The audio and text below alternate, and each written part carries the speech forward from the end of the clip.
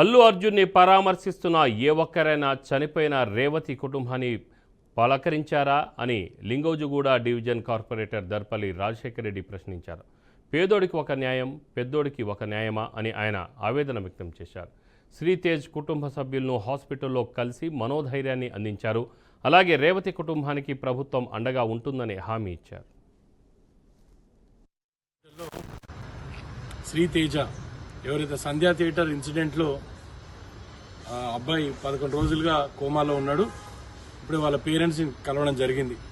పేరెంట్స్ని అడిగి తెలుసుకున్నాం అబ్బాయి పరిస్థితి ఎట్లుందని.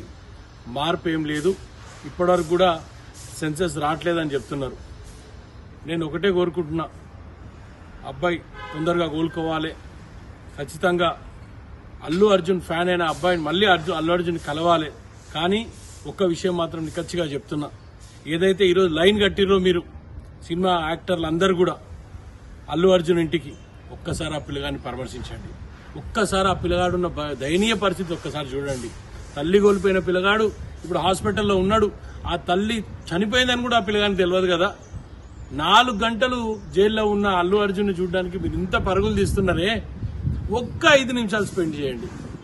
ఒక్క 5 నిమిషాలు సినీ ఇండస్ట్రీ నుంచి కొంతమంది అన్న వచ్చి ఆ ఫ్యామిలీని పరామర్శించండి. మీకు మేమందరం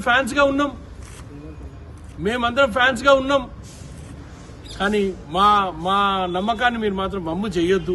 అదేవిధంగా చెప్తున్నా, ఖచ్చితంగా కాంగ్రెస్ పార్టీ రేవంత్ రెడ్డి గారి నాయకత్వంలో ఆ అబ్బాయికి మేము అండగా ఉంటాం.